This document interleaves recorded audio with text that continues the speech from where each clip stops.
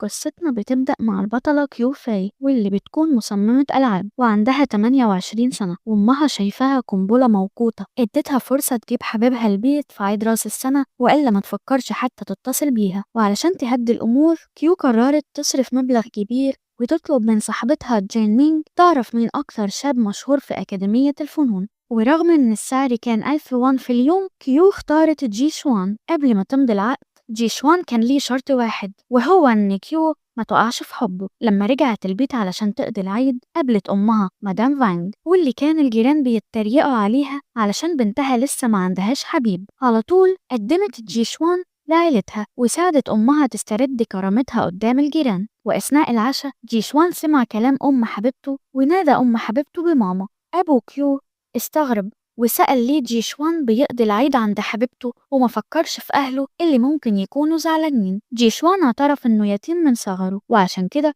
بيقرر كل حاجة بنفسه. بعد ما باباها شرب كتير، أم كيو ساعدته يروح أوضته. كيو خدت جي شوان للأوضة اللي مفروض يبات فيها، لكنها كانت مكركبة ومش متنضفة، فقررت تاخد أوضتها بدل كده. لكن أمها كان عندها مفاجأة. مدام فانج شالت كل الفرش الزايد علشان جي شوان ما ينامش على الأرض، وعلشان عارف إن أمها مش هتتنازل بسهولة، جي شوان نصح كيو تسمع كلام أمها. وفعلا كيو حضنت جي شوان ونامت لحد الصبح. لما صحيت كيو جريت من السرير بسرعة، لكن جي شوان أكد لها إن ما حصلش أي حاجة بينهم.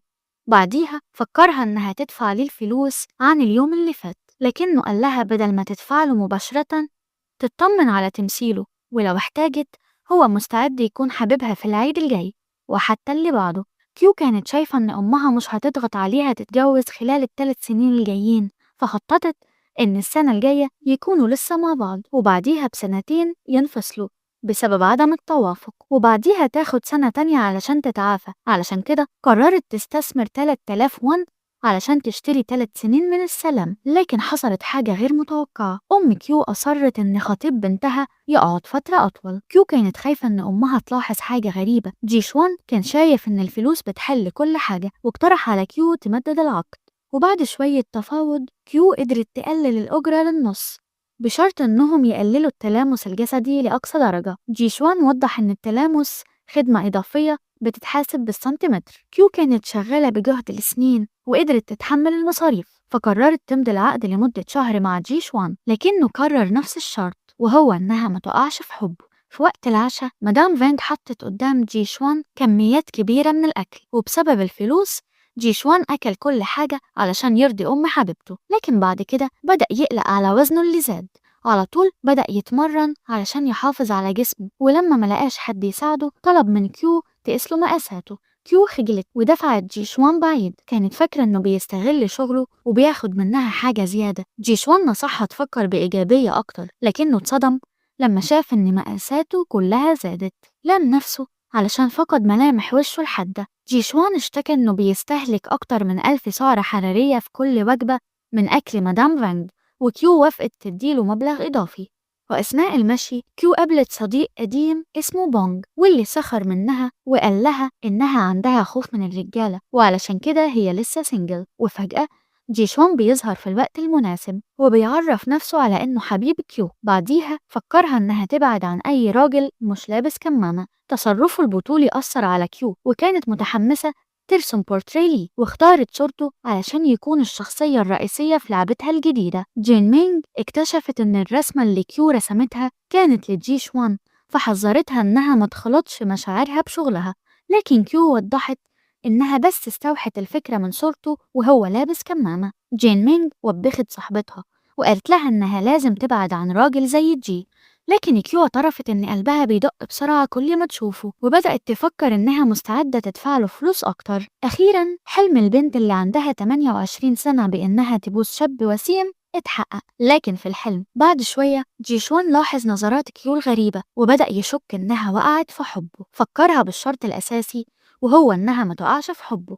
كيو أنكرت تماما، لكنها برضو كانت بتبص عليه من تحت لتحت. جي شوان سألها انت ليه بتبصي عليا كده؟ كيو ادعت انها كانت بس شغالة، لكن جي شوان طلب منها توريه التابلت بتاعها. وفي نفس اللحظة مدام فانج جابت فاكهة ليهم. بسرعة كيو اتظاهرت بالمودة تجاه جي، مستنية إن أمها تخرج. وبعد ما خرجت، جيشوان بدأ يحسب التكاليف مع العميلة وشرح ليها إن كيو لمست دراعه اللي طولها 23 سنتي، وده معناه إنها لازم تدفع 23 ألف وون. كيو استغربت إزاي جيشوان اللي كان رقيق جدا لما أنقذها بقى شخص مختلف دلوقتي. فكرها إن اهتمامه بيها مجرد تمثيل، وإن حقيقته الوحيدة هي إنه مهتم بالفلوس وبس. جيشوان كان بيتمنى إن كلماته دي تخلي كيو تتخلى عن أي مشاعر ناحيته.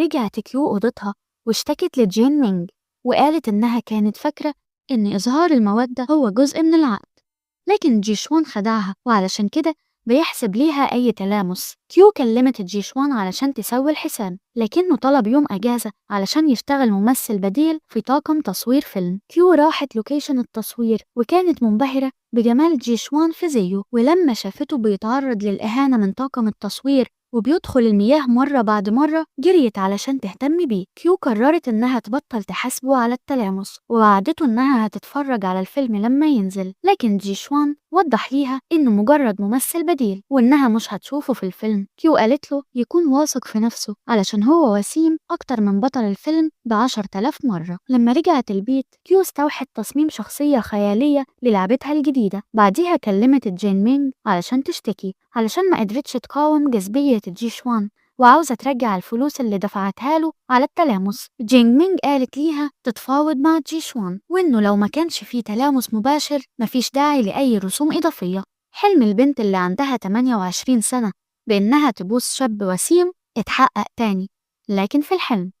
علشان يتعامل مع الشروط الجديدة اللي عملته، جيشوان لبس تي شيرت بدون أكمام علشان يزيد احتمالية التلامس، لكن كيو بسرعة غطت نفسها ومبقتش تبين غير عينيها بس. وأثناء العشاء ادعت إنها عندها حساسية وبتتجنب أي تلامس. أهلها قلقوا عليها وقالوا لها تروح المستشفى علشان تعمل كشف، لكن جيشوان بسرعة قال لهم إن كيو بتعرق علشان تخس، وإنه بيأمل إن أمها ما تلومش بنت بتحب إنها تكون جميلة. كيو شكرته على مساعدته ليها، لكنه فجأة طلب منها إنها تدفع ليه أتعابه على إدارة أزمة العلاقات العامة اللي حصلت. بس المرة دي كيو ما كانتش بالسذاجة دي، وأثناء العشاء أم كيو قالت لبنتها تقلع القناع علشان تاكل، وفي ذكاء جيشوان طلب منها تمد ليه الخل، لكن كيو كانت متيقظة أكتر المرة دي، ولما حاولت تمشي بسرعة جيشوان عرقلها ووقعت عليه بالغلط. وكنتيجة جيشوان طلب منها 5000 وون وقال لها إنها لو عايزة تقع في حضنه تاني تكون مستعدة علشان تدفع. لما أمها شافت إنها مركزة في لعبتها فكرتها إنها تروح وتشوف حبيبها. كيو قالت لها إنهم متخاصمين، لكن الأم أصرت إنها تصالحه واتهمتها إنها منحازة لجوز بنتها أكتر منها. مدام فانج قالت ليها إنها لازم تحافظ على جيشوان وإنه بعد انتهاء العيد المفروض يتجوزوا بسرعة. تحت ضغط أمها كيو طلبت من جيشوان يقضي وقت مع أمها، لكنه قال إنه اشتغل أكتر من 8 ساعات في اليوم ولو استمر هيضطر يحاسبها على الساعات الإضافية. للحفاظ على السلام كيو دفعت لجيشوان أجر الساعات الإضافية. رجعت أوضتها وهي غاضبة وضربت البطة القطنية اللي عندها. كانت عاوزة تشتري لبس جديد لشخصيات لعبتها، لكنها اكتشفت إنها صرفت تقريبا كل فلوسها على جيشوان. في الصبح بدري كيو راحت أوضة جيشوان تدور على نقطة ضعفه. حاولت تفتح موبايله لكنه فجأة سحبها لحضنه. شاشة الموبايل عرضت صور وسيمة ليه، فاحمر وشها وبسرعة هربت من الأوضة. وبيبان إن جيشوان كان متعمد إنه يغيظها، لكن كيو ما استسلمتش واستغلت فرصة إنه في الحمام وسرقت موبايله، لكنها اتعصبت لما شافت سلسلة من الرسايل من بنات تانية. فضلت تتساءل إزاي جيشوان قادر يكون حبيب لكل البنات دي من غير ما يتلخبط. جيشوان رد عليها وقال لها إنها ما مضتش عقد احتكار، فبالتالي ما تقدرش تتدخل في شغله مع باقي البنات. كيو اتهمته إنه خدعها، خصوصا إنه قال إن في بنات تانية ما دفعوش رسوم التلامس. فضلت تسأل ليه كان بيعملها بالشكل ده. جيشوان كان شايف إن الحبيب المستأجر مجرد صفقة، وإن كل الحنية اللي بيظهرها كده، وأي عميلة هتفهم ده. لكن بما إن كيو خبرتها قليلة مع الرجالة كان لازم دايما يوضح ليها إن علاقتهم مجرد معاملة مادية. جيشوان كان مخطط يرجع ليها الفلوس الإضافية بعد انتهاء العقد. كيو ضحكت على غرور جيشوان لكنها اعترفت إنها كانت بتبص عليه علشان تجمع أفكار لشخصية لعبتها، وأصرت إنها مش محتاجة جيشوان، هي بس محتاجة فلوسها. وبعد ما سوت الحساب جيشوان كان ناوي يمشي، لكن كيو وقفته بسرعة علشان أهلها مش هيكون سهل عليهم يفهموا الوضع. جيشوان قال إن أهلها مسافرين ومش هيرجعوا قبل الأسبوع الجاي، وإنه هيعمل حجة إنه مشغول في الشغل علشان يسافر للمدينة بدري. كيو طلبت من جيشوان يمدد وقتهم مع بعض كام يوم علشان تقدر تحضر الصف بتاعها وهي متعلقة بيه. للأسف كيو لوت وسطها، لكن لحسن الحظ جيشوان كان مجهز أداة مساج مخصوص لعملته، ولما شاف ألمها قال لها تروح المستشفى.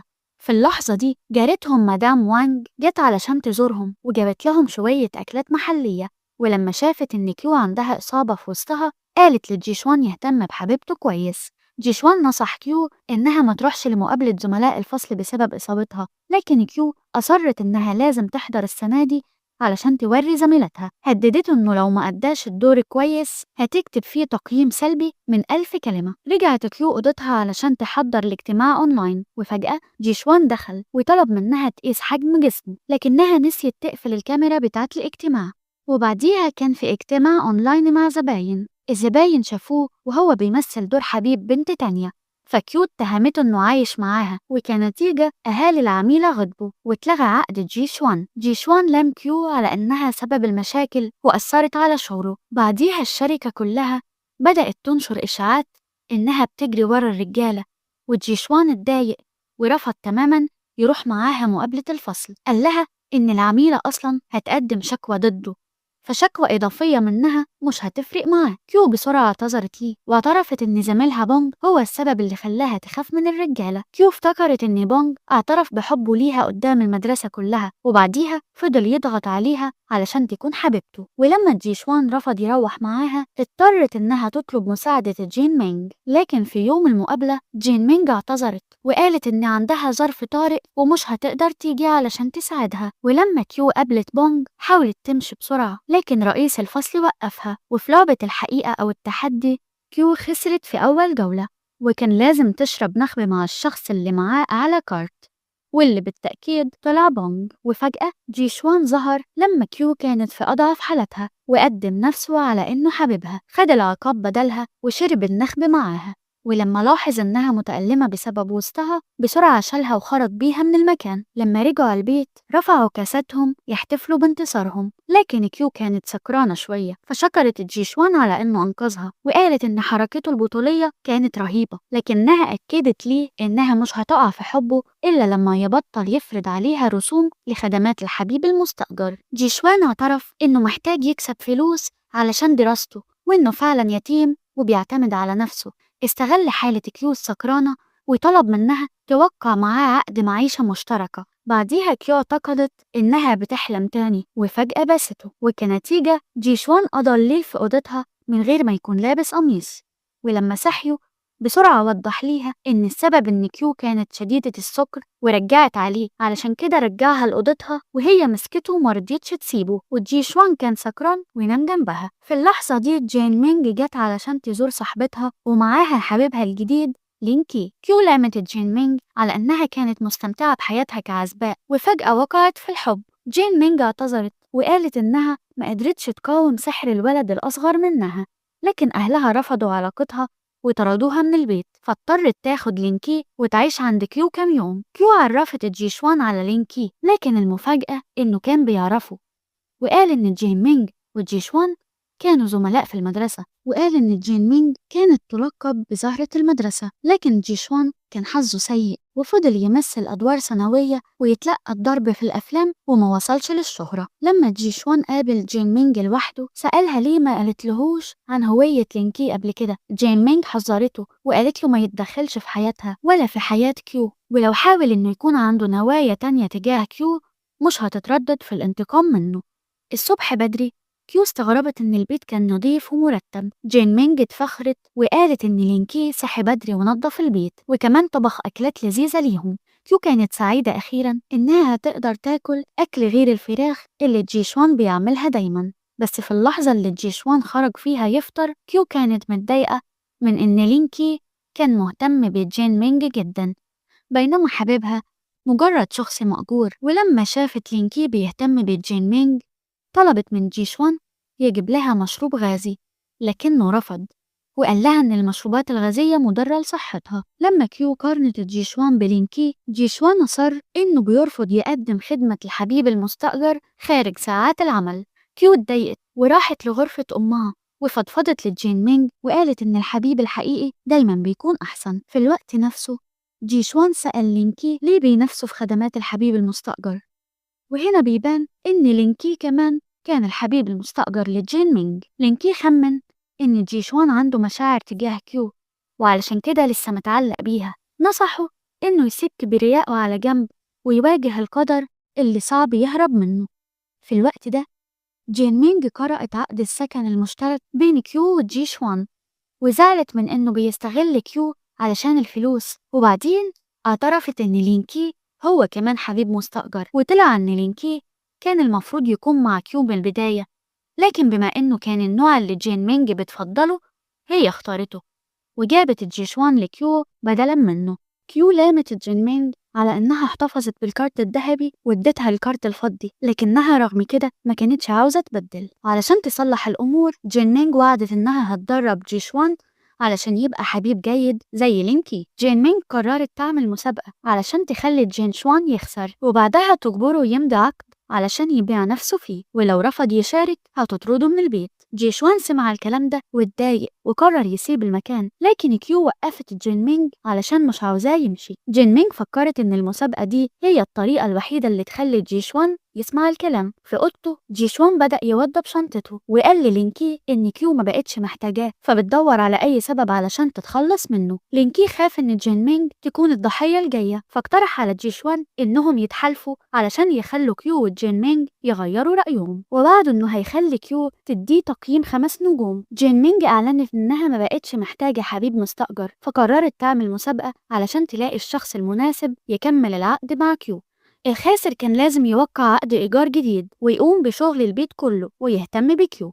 لينكي فهم إن اللعبة دي معمولة علشان تخلي جيشوان يخسر فرفض يكون أداة بتستخدمها جين مينج، لكن لما شاف لينكي موافق جيشوان أدرك إنه مش سهل ينضحك عليه لكنه قرر يشارك في المسابقة. جين مينج شرحت القواعد، الفريقين هيكونوا مربوطين ببعض في رجلهم علشان يجيبوا المكونات، وبعديها كل واحد منهم هيدخل المطبخ ويستعرض مهاراته في الطبخ. بدأت المسابقة وجيشوان شال كيو علشان يجيبوا المكونات وسرعته خلت لينكي مش قادر يواكبهم. في المطبخ لينكي كان واثق من مهاراته في الطبخ، لكن جيشوان ما استسلمش وقرر يعتمد على تخصصه المعتاد صدور الفراخ، لكن جيشوان سرق كل البهارات فلينكي اضطر يستخدم قشور الجمبري والأعشاب البحرية علشان يعمل طبق متوازن بين الحلاوة والمذاق المالح. في النهاية كسب لينكي وجيشوان نفذ وعده ووقع العقد الجديد. جين مينج قالت إن إيجار الحبيب هيتخصم من إيجار البيت والمصاريف اليومية،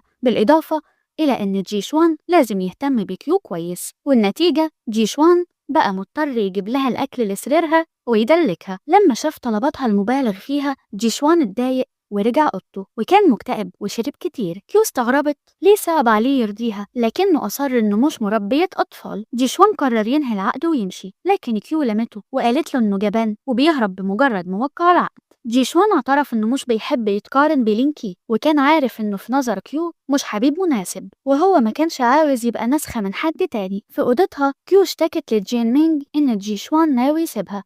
جين مينج قالت لها تدور على حبيب جديد، لكنها شافت إن كيو مش قادرة تسيبه فبدأت تقلق إنها وقعت في حبه. وفي اللحظة دي لينكي دخل الأوضة، كان عارف إن جين مينج وكيو ما كانوش بيحبوا فكرة إن جيشوان بياخد فلوس مقابل خدماته، لكن لما بص في العقد القديم خمن إن جيشوان أصلا كان بيرجع الفلوس الزيادة. لينكي حكى عن الظروف الصعبة اللي مر بيها جيشوان بسبب موهبته الطبيعية في التمثيل. اتقبل في أكاديمية الفنون، لكن علشان يقدر يعيش ويدفع مصاريف دراسته اضطر يشتغل كحبيب مستأجر. وفي السنة الثالثة في الجامعة واحدة من العاملات بعد ما خلص عقدها ما قدرتش تسيبه وكانت بتبعت ليه رسايل طول الوقت، وراحت حد الجامعة وهددت بالانتحار. شغله كحبيب مستأجر اتفضح والجامعة كانت بتحظر النوع ده من العمل فاضطر يشتغل كعامل بناء علشان يقدر يعيش. في السنة الأخيرة حصل على فرصة تمثيل في فيلم لكنه كسر العقد واضطر يدفع تعويض، فاضطر يكمل شغله كحبيب مستأجر، لكنه حط قاعدة واضحة ما يسمحش لأي عميلة تقع في حبه. لينكي خمن إن جيشوان كان عاوز يتجنب تكرار التجربة السيئة، علشان كده استخدم طريقة الدفع مقابل الخدمة كوسيلة لقطع مشاعر كيو تجاهه، لكنه دايما كان بيظهر لما تحتاجه رغم ابتسامته الباردة المستمرة. كيو ما كانتش متوقعة إنه مر بكل المعاناة دي. في الصبح نزلت علشان تودع جيشوان واعتذرت ليه عن تنظيم المسابقة اللي كانت موجهة ضده. كيو قالت له إنه قام بدور الحبيب المستأجر بشكل جيد، ولامت نفسها علشان كانت بتطلب أكتر من اللازم، وعلشان تعوضه اديته لوحة كهدية وداع وشكرته علشان كان دايما بيظهر لما تحتاجه. أكدت ليه إنها ما كانتش عاوزة تستبدله بلينكي، علشان في قلبها جيشوان هو الحبيب المستأجر الوحيد ليها، علشان كده طلبت منه إنه يفضل. وعلشان تحتفل بعودة الجيشوان، كيو نظمت نزهة، والمرة دي جيشوان كان أكتر اهتمام وما كانش بيضايق كيو زي قبل كده. الأربعة استمتعوا بوقتهم وصنعوا ذكريات جميلة. وهم بيتكلموا جين مينج استغربت إزاي صاحبتها قدرت تروض جيشوان. كيو قالت إن قلب الراجل زي قاع البحر، هي بس قالت إنها عايزاه يفضل، وهو سمع الكلام بكل بساطة. بعد ما راقبت المواقف شوية، جين مينج أدركت إن جيشوان مش شخص متقلب، وقررت إنها مش هتعترض على علاقة كيو بيه لو كانت جدية. في وقت لاحق أثناء الشرب، جين مينج قررت تلعب لعبة ثاني الأصابع، وأول سؤال كان مين فقد قبلته الأولى. كيو اتضايقت لما شافت الجيشوان بيثني إصبعه. جين مينج كملت وسألت مين فيكو بيحب حد موجود هنا، بس كيو والجيشوان رفضوا يعترفوا علشان كانوا بيختبروا بعض. لكن جيشوان بالسر ثنى إصبعه، لكنه ما خلاش كيو تلاحظ. وبعد ما شربت شوية، كيو قربت من جيشوان وفي هزار سألته عن أول قبلة ليه، فاضطر يفكرها إنهم أصلا بيعرفوا بعض وإنها مش هتسيبه يفلت منها. لما صحيت كيو افتكرت إنها حلمت إنها باست جيشوان، ولما بقت تتجنبه جيشوان افتكر إنها بتحاول تهرب من المسؤولية. وفجأة أبو كيو زارها بدون سابق إنذار، وجين مينج بسرعة خبت لينكي، بينما جيشوان راح يستقبل حمل مستقبلي. لما الأب اكتشف كيس بسكويت للكلاب، جيشوان بسرعة قال إنه كان جايب سناكس لكيو، لكن لما سمع نباح الكلب الأب راح للبلكونة علشان يشوفه. كيو اتهمت أبوها إنه مهتم بالكلب أكتر منها، لكنه في الآخر مشي، وكيو وجيشوان خدوا نفس راحة بعد ما تفادوا الكارثة اللي كانت هتحصل. في اليوم التالي كيو وجين مينج كانوا مشغولين بالتحضير لإطلاق لعبة جديدة، ولما لينكي شاف البنات بيلعبوا لعبة حب مع شخص أونلاين بقى غيران علشان مش قادر ينافس شخصية خيالية. كيو وجين مينج كانوا شايفين إن الشخصية في اللعبة وسيم مثالي ومخلص جدا، وقرروا إنهم يصرفوا فلوس عليه باعتباره الحبيب المثالي. جيشوان حس بالخطر فقرر يتحالف مع لينكي علشان ينافسوا الشخصية دي في اللعبة. فكروا إنهم يلعبوا اللعبة علشان يفهموا شخصيته ويهزموه. والصبح بدري لينكي اتحول لشاب راقي ورومانسي وحاول يسحر جين مينج، لكنها اتخضت وهربت لأوضتها. في الوقت نفسه جيشوان قرر يمثل دور الرئيس المتسلط ووقف كيو على الحيطة بطريقة درامية، لكنها افتكرت إنه اتجنن وضربته علشان يفوق. لما فهمت إنهم بيحاولوا يقلدوا شخصية اللعبة قالت لهم يبطلوا. جين مينج قالت إنها بتحب الراجل اللي في اللعبة، لكنها مش بتحب إن الحبيب الحقيقي يكون زيه، علشان في اللعبة كان حاجة جميلة ومثالية، لكن في الحقيقة مش دايما الأمور بتمشي بنفس الطريقة. جيشوان اقترح هو ولينكي إنهم يكونوا موديلز للبنات علشان ياخدوا أفكار لتصميم لعبة المواعدة الجديدة. لينكي انبهر بذكاء جيشوان علشان مش بس بيكسب فلوس، لكنه خلى البنات يركزوا على حبايبهم الحقيقيين بدل الشخصية الافتراضية.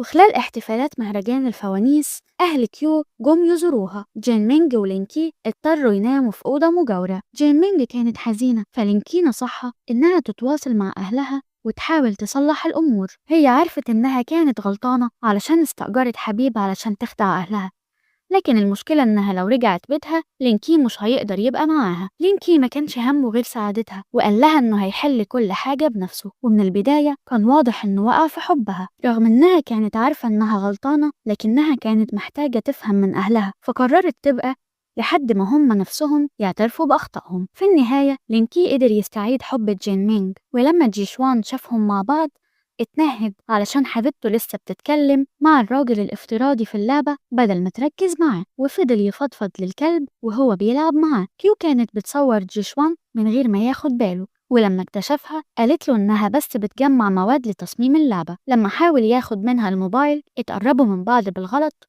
واتحرجوا هما الاتنين. لما جينمينج شافتهم مبسوطين مع بعض خطرت ليها فكرة جديدة. بعديها بفترة فجأة أعلنت إن كيو خسرت اللعبة وإنها لازم تسلم جيشوان ليها. لما كيو اكتفت بالأعذار بس جيشوان لام نفسه علشان ما خدش باله إنها مش سعيدة معاه من فترة وخرج وهو محبط. كيو جرت وراه بسرعة وحاولت تدلعه علشان يسامحها لكنه سألها ليه استخدمته كرهان في اللعبة. كيو وضحت إنها حتى كانت بتحاول تخدع نفسها في الرهان لكن جين مينج كانت جدية وأصرت إنها تاخده. جيشوان وهو غاضب من كيو وافق يكون حبيب جين مينج الجديد. لينكي اعترض وقال إن جبل واحد ما يقدرش يشيل نمرين لكن جين مينج اختارت جيشوان علشان تجرب حاجة جديدة. لينكي وهو مكسور القلب قرر يقدم خدماته لكيو ولما كيو جريت على أوضتها التلاتة التانيين ضحكوا بانتصار. في اليوم التالي جيشوان حضر الفطار لجين مينج وكان بيهتم بيها وبيأكلها بنفسه. في الوقت نفسه لينكي عمل سندوتشات بنكهات مختلفة لكيو. ولما جين مينج اشتكت إن ظهرها بيوجعها جيشوان فورا عمل لها مساج ووافق حتى إنه يناديها أخت الحبيبة.